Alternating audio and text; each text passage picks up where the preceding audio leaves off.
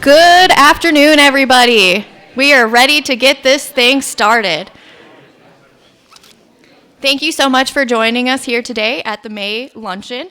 My name is Cynthia Giles. For those of you who do not know me, I am the CEO and founder of Cutthroat Marketing, and I am your board chair this year. I hope you all had a wonderful Mother's Day. We would not be here today without all of our mothers, so thank you guys so much for giving birth to us all. I have the pleasure of introducing our very own, she has a very official title, I have to say it properly, the District 5 Trustee, Rebecca Hines, for our invocation. If all of you will please stand with us.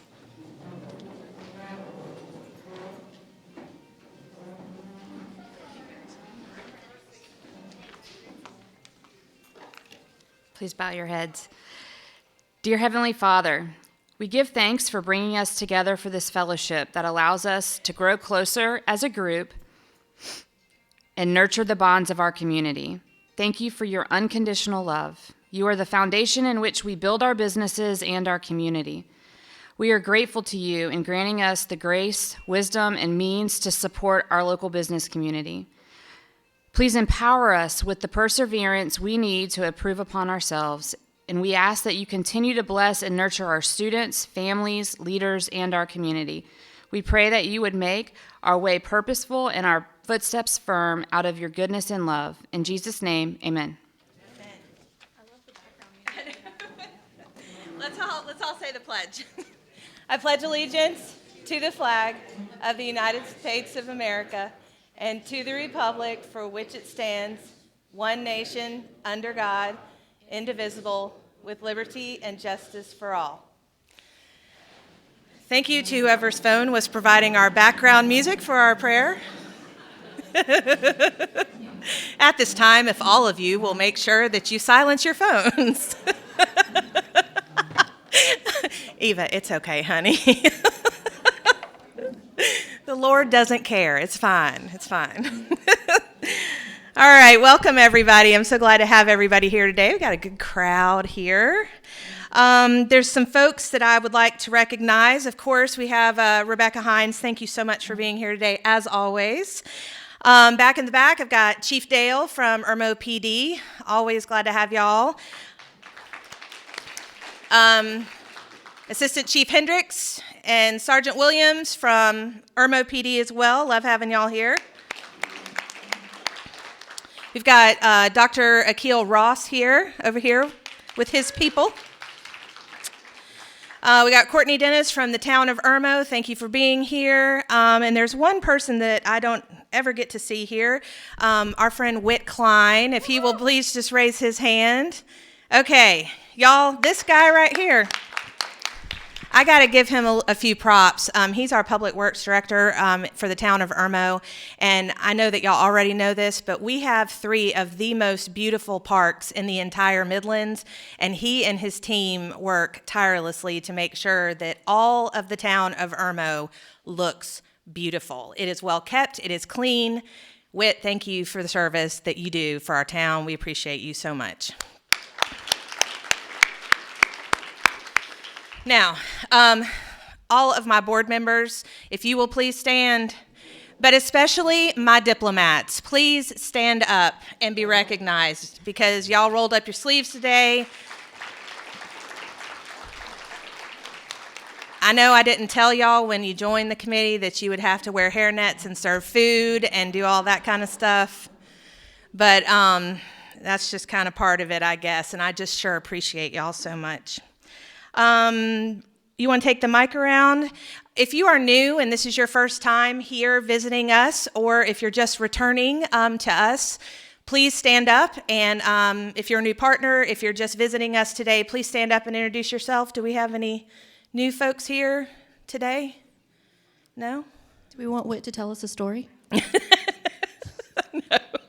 I don't think he wants to tell us a story. Okay.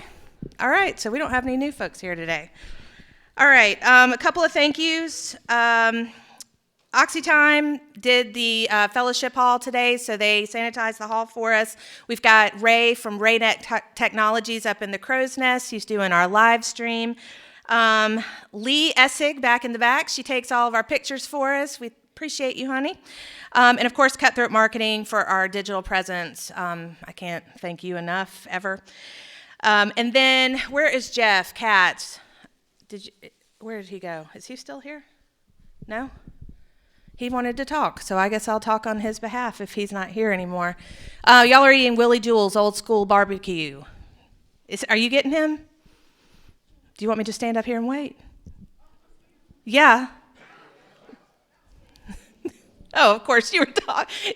Okay, so Ginger's talking to him while he's got his moment in the spotlight here.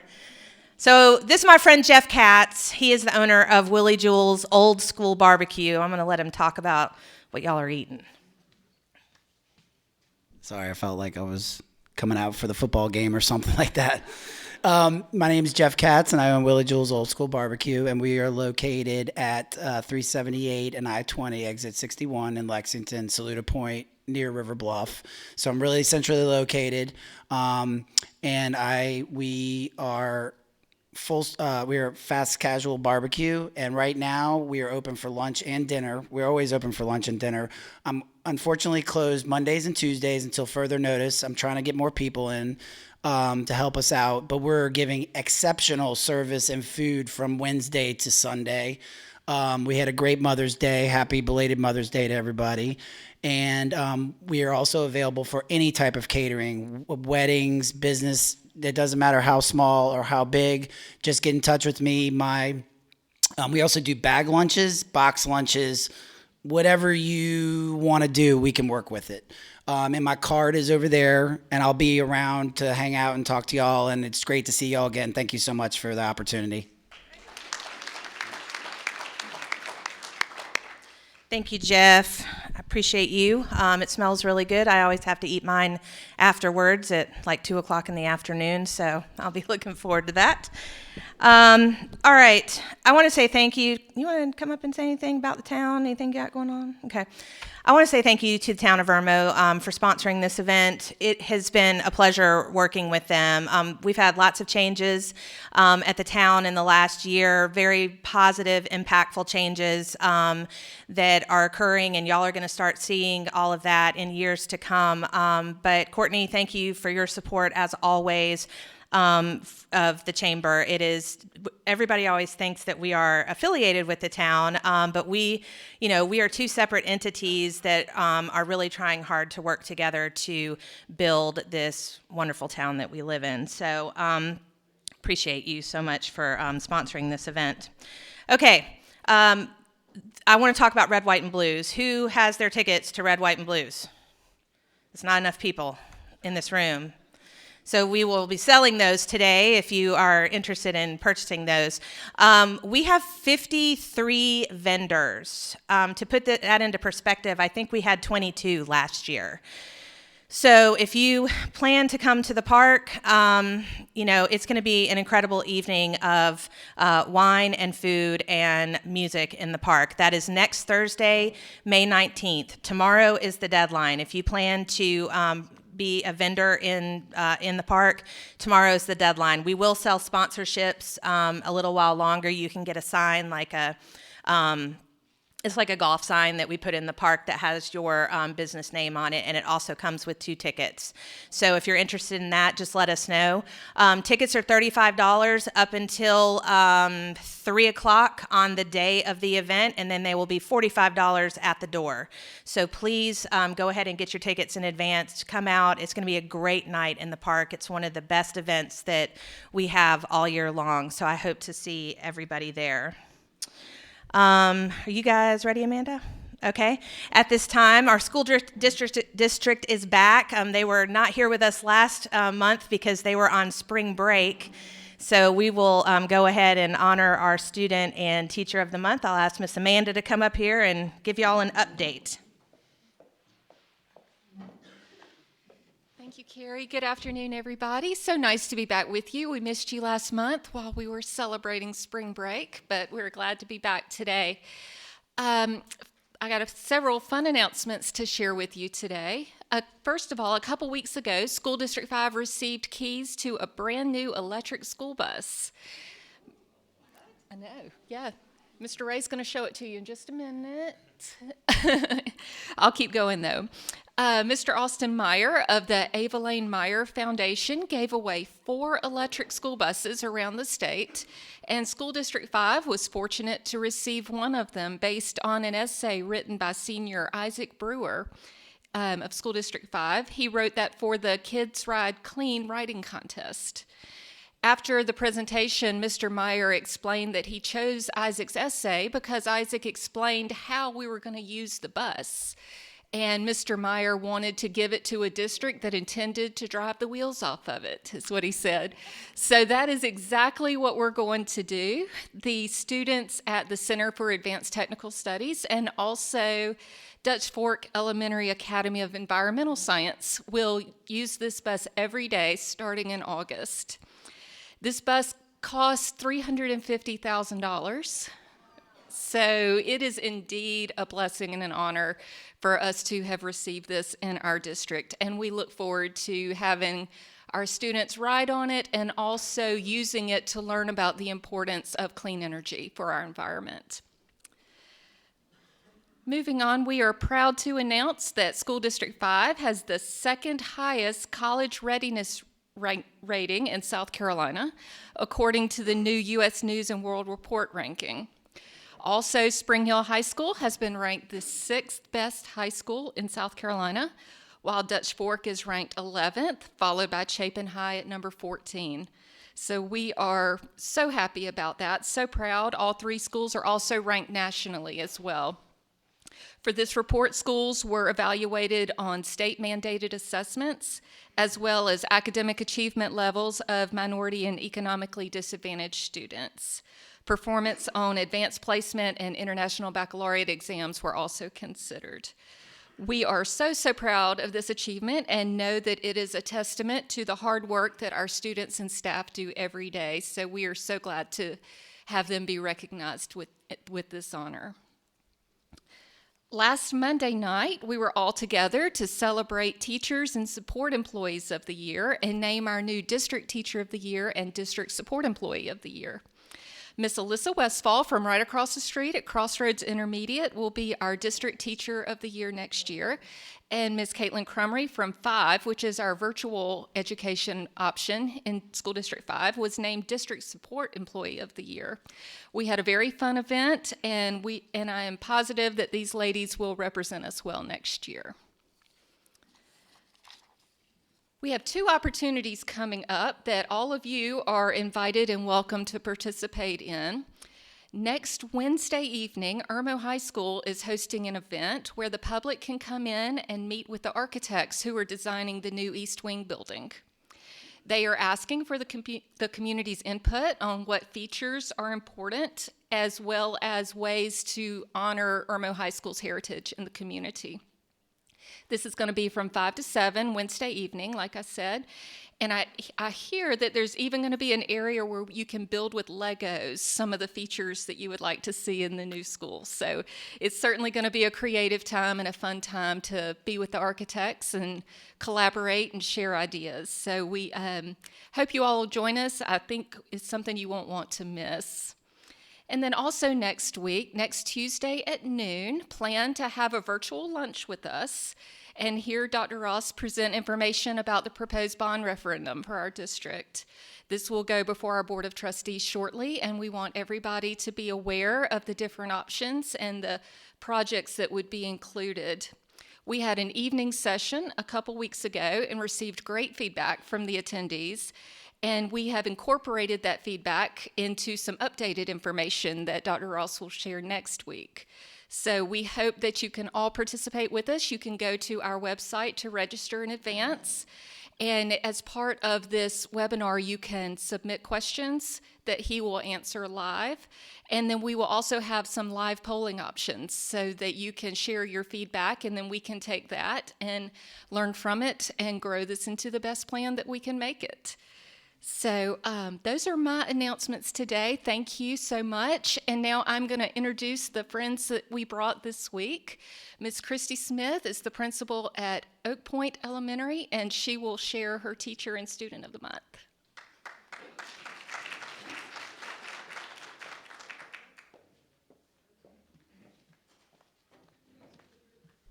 Good morning, good afternoon, everyone. My name is Christy Smith. I'm the proud principal at the best school ever. We are Oak Point Elementary, and we are tucked away, if you haven't gone down Kennerly Road, and you can't see us. We're the best hidden secret in the district. Don't tell anybody I said that. I want to introduce to you two awesome folks today that have joined us. One who is currently sitting as the District Teacher of the Year and is the Oak Point Teacher of the Year, Miss Jennifer Metz. So let's give her a round of applause. She is our school guidance counselor and heads numerous activities across the school. She's dynamic, she's the face of our school, and she's known as Mama Metz. She has been as long with me and as my partner. I sometimes refer to her as one of my best friends, confidants, because she'll tell me the truth sometimes, and we all know we need an accountability partner, and that's my girl right here. So she keeps Oak Point thriving and supports all of our students each and every day. And then my proud Charlotte Puckett. Give her a round of applause. She is in 5th grade. She has represented being a pal. That means being your personal best, accepting others, and living responsibly. And she has done this from the moment she's walked onto campus. Her proud parents, she gets it honestly. They have great family. One is currently at Dutch Fork High, and then I have another at Oak Point. And I asked them if they could consider having a few more children, because that's good job security, and they're such a wonderful family. But I'm so excited to introduce these two hardworking, both of them, a staff member and student, as the best school ever. They make it the best school ever, according to right here from my families, who are the most supportive that they could possibly be, from the district office, Dr. Ross and his staff, as well as our faculty and our students. And I say that proudly and honestly, that they truly are the best that can be. Thank you very much.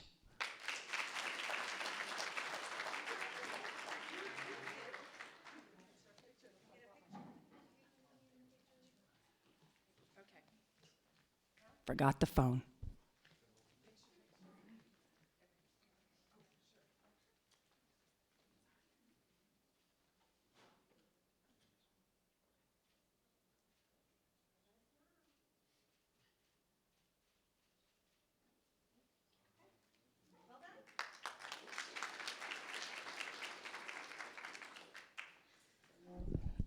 Glad to see you guys are back in. I know we're on the countdown to summer. I know I am on the countdown to summer. So thanks for all the work that you do. We really appreciate y'all, and we're so glad to support District 5. Okay, we're going to move on to our speaker, who is not with us today. And I'll say this funny. So there's 1, 2, 3 people in the room that knows what happens in your stomach when somebody sends you a message an hour before a meeting and says, oh, by the way, I'm not going to be there today. I'm like, okay, yeah. But our speaker today is Miss Karen Owens Ingram. So Karen and I have known each other for many years. We are both graduates of Leadership Lexington County, and that's how I met her. I think I met you at the retreat my year. I think you were a speaker. And so Karen is the communications director for the state treasurer's office, and she basically kind of herds him to where he needs to be most of the time, right? when she can. But Karen is going to come up here and talk to you guys. She is formerly with the Chapin Chamber, so she ran the Chapin Chamber for years, and so she knows exactly what, I'm feeling at this very moment, and she's going to do the most awesome job. So if everybody will please welcome Karen Ingram.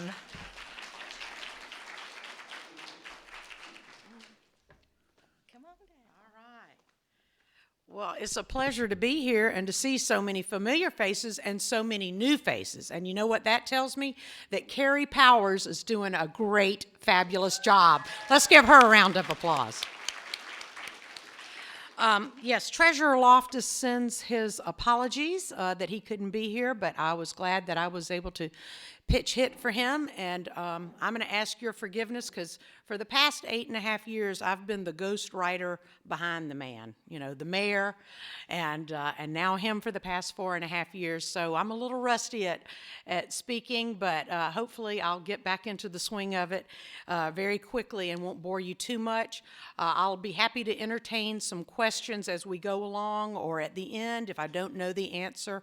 If you'll give me your business card, I'll make sure that I get you an answer because, like I like to tell people, I'm not one of those very important people that managing the spreadsheets and knowing which button to hit to make sure the billions of dollars get moved around the world. I'm just the PR hack. But like I said, I'm excited to be here with you and share the good news of all the great work that we are doing at the State Treasurer's Office on behalf of the state and our citizens. For many of you, Treasurer's Office is a big champion of accountability, transparency, and a very strong steward of public funds. That has been one of his big things since he came into office in 2011.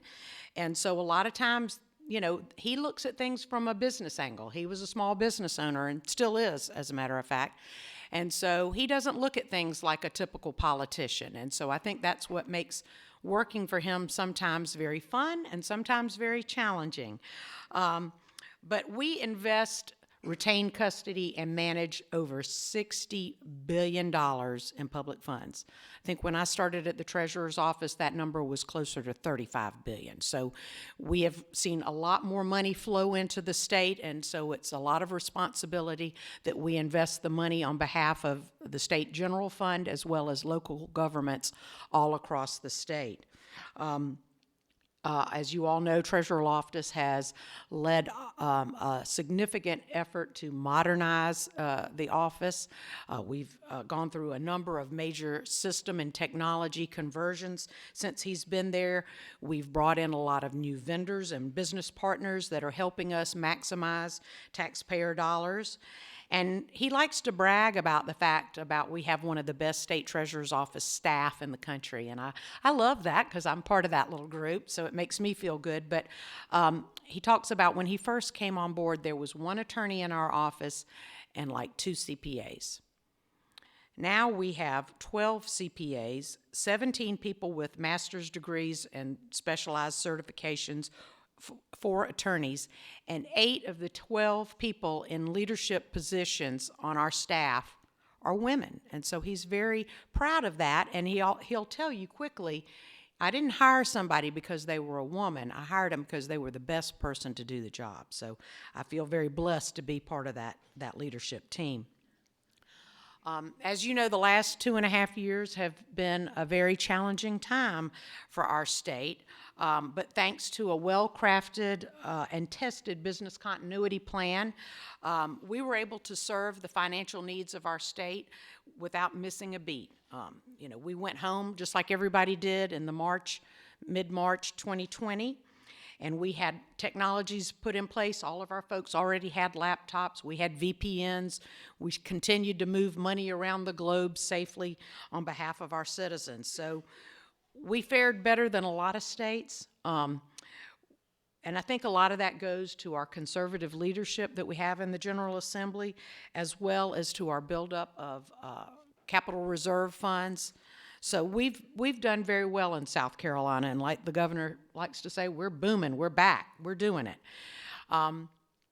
We are awash in money, the treasurer would tell you if he was here today. We've got over $2.5 billion that we've brought into the state from federal relief dollars through ARPA and CARE funds that have come in. We've got over $3 billion in surplus revenues that have come in. We've got a lot of visitors that have come back, all that pent-up demand for tourism, so people are spending money.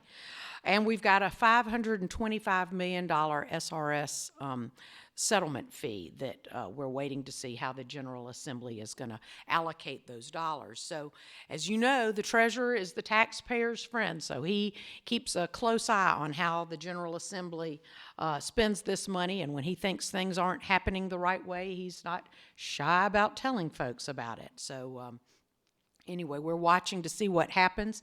We're very anxious to see what they work out in terms of the income tax rate reductions, which he's in favor of those. One thing we're a little bit questionable about is the $1 billion rebate that the Senate wants to give back to taxpayers. They're pushing for rebate checks to go out ranging from $100 to $700. And so I know that that's going to be brought up in committee trying to figure out that, because I don't think the House is on board with that plan. It's not that the treasurer's against people getting money when they deserve it, but rebate checks has proven to be a very expensive way to manage that and produce that kind of desired outcome.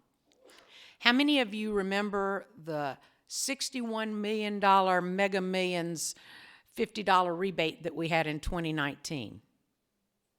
Did you get your little $50 check? Did any of you get those? You don't remember that?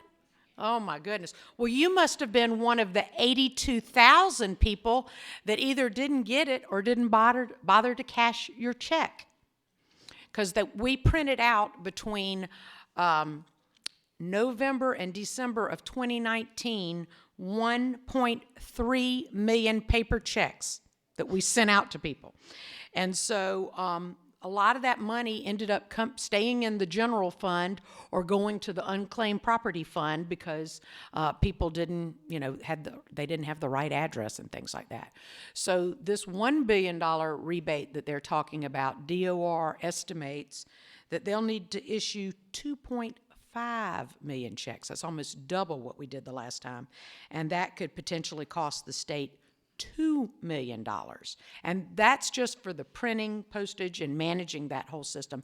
That doesn't include the staff time for 4 different state agencies to coordinate all that. So if they do a rebate, what we're trying to talk to leadership about is, let's think about a tax credit on your income tax form so we don't have to do all that and spend all that money. And that segues into Operation Check Reduction. That has been one of the Treasurer's big baby projects, trying to eliminate waste and fraud. And we know electronic payments is the fastest way to get money back to people. It's the most secure way to do it, and it saves the state a lot of money. So we have been pushing to eliminate paper checks. We don't print paper checks in the state treasurer's office. We used to have an old printing press and do all that. We don't do any of that anymore. We have converted most of state employees now receive their payroll through direct deposit or on a debit card. We are now in the massive process of trying to convert all state vendors to getting their money electronically, and there's over 100,000 state vendors. So that is a massive pilot project that we hope to be launching this summer and getting more folks to get their money put right into their bank account rather than having to wait on a check being issued and mailed to them and brought to them. We have already 96% compliance among cities and counties, so we're making a lot of headway, but like I said, that's a massive project that we are taking on. Who can tell me what the treasurer's most favorite part of his job is? If you've ever been to the May Chamber Luncheon and heard him speak before, what is the thing that he gets really passionate about? Unclaimed property.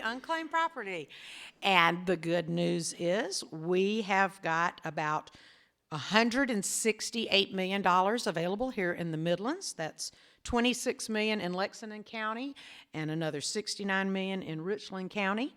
And I have some names of some companies right here in the Irmo area that are due funds.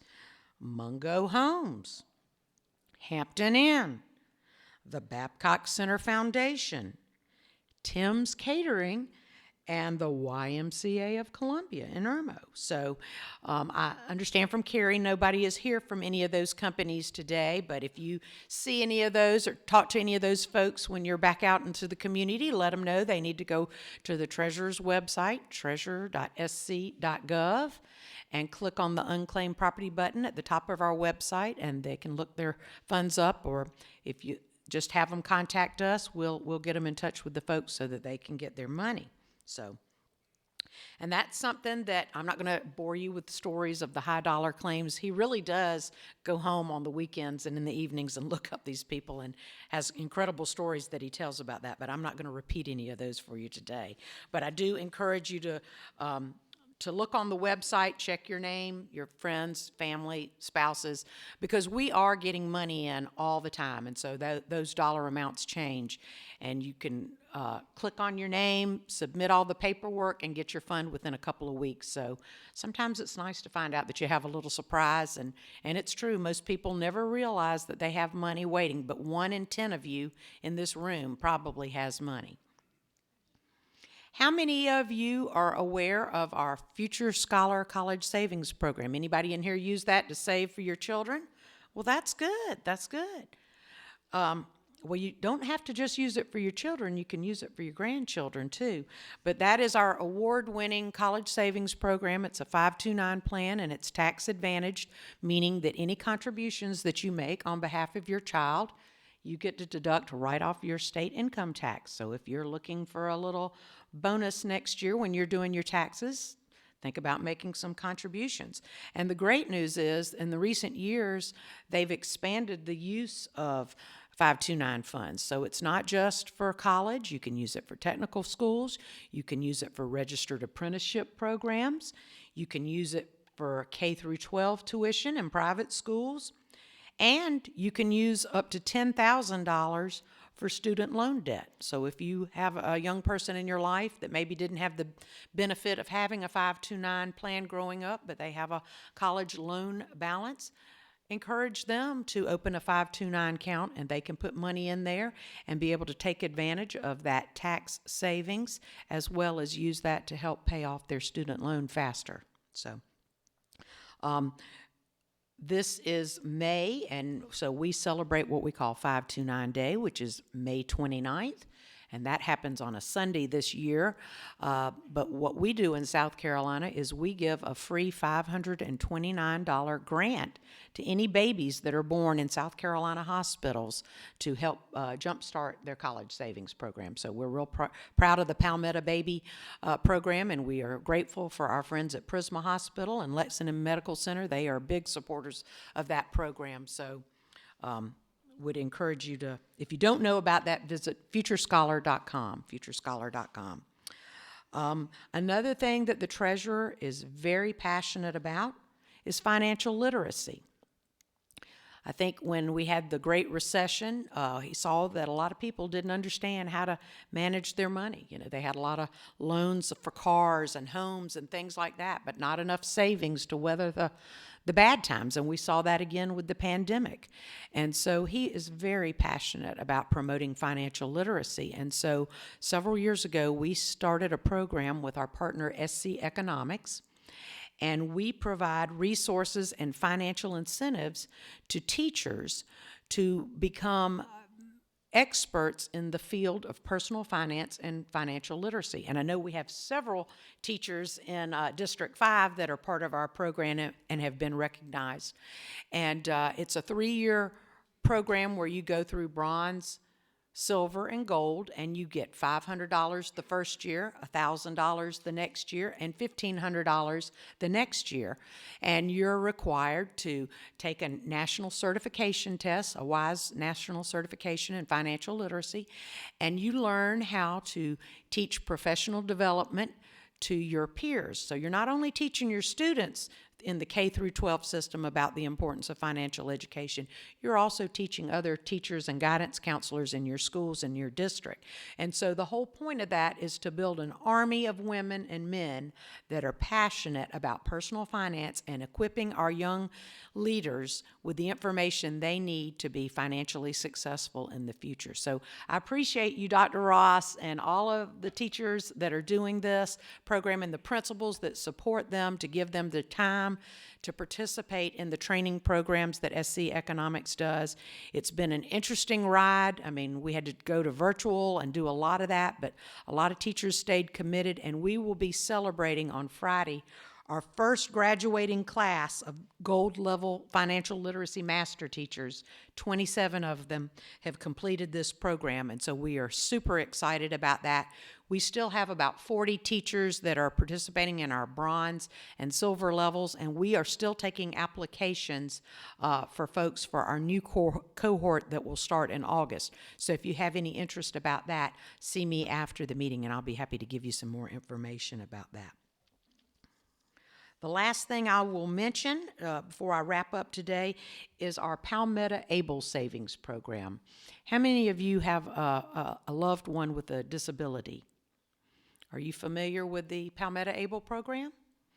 It's similar to our college savings program. It's a 529A program that allows folks in the disability community to save money without fear of losing their federal benefits. Used to be you could only keep about $2,000, and then you'd risk losing your SSI and Medicaid.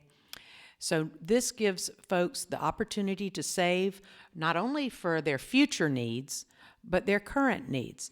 And whereas a 529 plan for your education is usually for tuition, room and board, books and supplies, things like that, ABLE funds can be used for a variety of needs that help support your quality of life. So that could be health care needs. It could be transportation. We have a lot of folks that can't drive, so they rely on Uber or Lyft to take them places. They can use their ABLE card to do that. It takes care of living expenses, job training.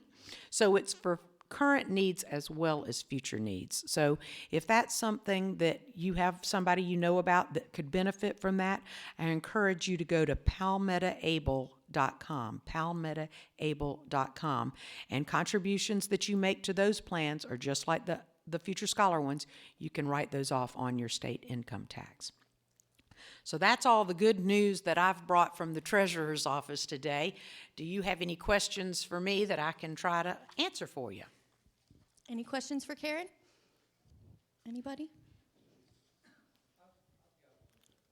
All Okay. right.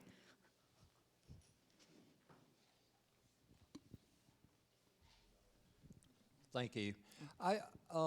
On your 529 plans, I know they're for educational purposes, but if you buy one for a grandchild, Right. and they elect not to go to any further education opportunities, how do you process those funds? What happens to be able to use those funds? Sure. Do you know? So you've got two options.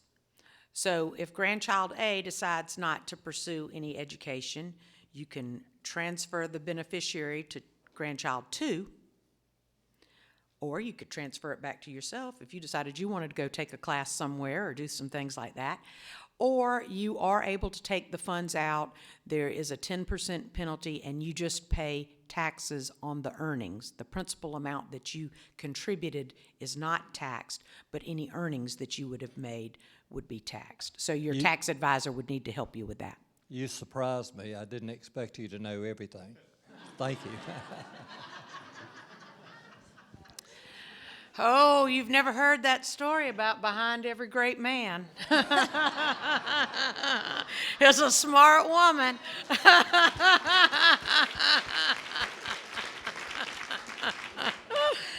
All right.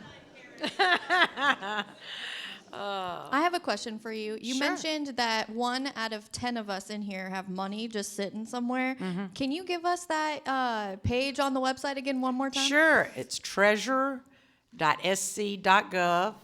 Treasurer, treasurer.sc.gov. And at the top of our webpage, we have links for unclaimed property, for college savings, and for Palmetto Able. So any of the things that I talked about, you ought to be able to click on it right there and there and get to the information that you need. Thank you so much. Oh, you're so welcome. All right. Well, again, Treasurer Loftus was so sorry he couldn't be here. Oh, Sorry. come on. I think it was 168 million you said unclaimed property. In the Midlands region, we have So- 750 million. How long do y'all keep that? Does it go on forever? We keep it. A lot of it stays in the general fund. So there's certain people that probably died 100 years ago that we'll never be able to give the money back to. So the state uses some of that money to help pay for roads and schools and things like that. But, well, maybe not roads, okay. Oh, yes, okay, there's a heckler in every crowd. But we have the legal means that if we got to run on the bank, so to speak, that we'd be able to pull that money out of the general fund. So, but we are constantly working with insurance companies, banks. There was a huge audit of Wells Fargo, because they did all those mergers and everything, and all this money, kind of went missing and things like that. It could be anything from a lost security deposit to a will to a relative you didn't know about that thought you were cute and left you a bunch of money and you didn't know about it, or your dad invested in stock and when he died he forgot to tell you that. And so after certain periods of time, 3, 5, and 10 years, these companies are legally required to bring it back to the state, and we've had to go and sue some companies and stuff like that to get some of that money back. But the treasurer is very passionate about giving that money back, and he's worked on that harder than any of the previous treasurers combined, and that's going to certainly be one of his legacies, that he was a good champion and a good steward to the taxpayers on that. Any other questions? All Thank right. you so much. Well, thank you, and that was some great barbecue. I got to go get me some pudding. All right, Karen, well done. Thank you so much. That's always really good information. It's funny to look around the room and see everybody log into their phone and start trying to see if they got any money out there. We've got a lot of really good door prizes, so if you guys will get your little red tickets. Yeah, while y'all are doing that, Cindy's going to make an announcement. If you show up to Red, White, and Blues next week, make sure you come by the Cutthroat table because we have a $100 bottle of bourbon we're going to give away that night. So just drop off your business card. And now you have a reason to pay $35 to show up. Right, exactly. I think we've got a ton of really cool giveaways next week, too. I think we've got Chuck, where are you? Chuck says that we've got an incredible cooler that... Yeah, so they have a Bison cooler with the Red, White, and Blues logo on the top of it. So we've got a lot of really cool stuff. It's worth coming out for that, so just come on. Okay, first up, we've got a water bottle for those of you who are trying to get in your jug of water every day. That's going to go to $241. $241? All right. Come on up.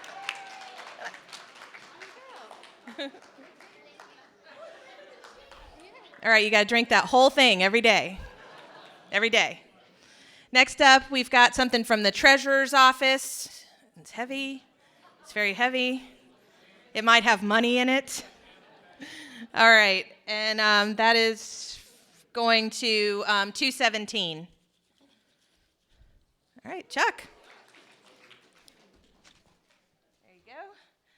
We've got a Bark, B-A-R-K bag, not a barf bag, but a Bark bag, from Bark to the Park, Palmetto Lifeline. It's got, if you have a fur baby, it's got lots of stuff in it for your fur baby, and that goes to $205. $205, all right, for your little doodle. Yeah. Okay, I've got a Coffee Talker mug. And that goes to $240. $240. Man, you guys are lucky over there. Follow them to the gas station for lottery numbers. All right, thank you. All right, next up is, by the way, Lisa over here with the hat. She, too, is looking for people to come work in her bakery, Nothing But Cakes. Lisa, thank you for always taking care of us, providing the buntlets for our Teacher and Student of the Month. We have a dozen buntinis. $201. Raymond, all right. You're going to be the most popular dad ever when you come home tonight. Okay. Castle Brothers has a maintenance agreement. It's worth $189. Okay. And that goes to $193. $193. Anybody? Okay. Another one. 231. All right, Lee. I'll get back to you. Okay, I'm told that this is a fabulous cooler for your boat. So thank you for bringing that. And that goes to 247. All right, Judy, now you got to get a boat. It's required. Okay, good. Well, then you can use that. Okay, our sweet friends over at the DoubleTree, they've given us some cookies and a complimentary suite with breakfast for two. And that is $225. Shut up. Are you serious? Oh my God. Do you want this instead? Here, come get your coupon for some cake. Yeah. Yes. Okay, $195. $195. Where do these people go? $211. No? I know these people didn't leave. Yeah. All right, $197. $197? Seriously, y'all? Okay. $239. Jimmy. The man who deserves this the most in the whole room.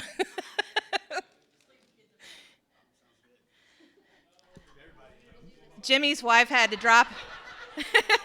Yeah. Jimmy's wife had to drop a banner with me last week at Coffee Talk, and she brought like 700 kids with her. And they were all in like carriers. Oh, God. Okay, we've got another door prize from the treasurer's office, and that is $236. $236? All right, Tim. And finally, our last one, it's a Coffee Talker mug, and this goes to, let's see, what is that? $261. Oh, you don't even have one of these, do you? All right. Okay, y'all, thank you so much for being here today. I appreciate everybody. Karen, thank you for filling in. You did a fantastic job. Y'all have a great week, and thank you to the town of Irmo.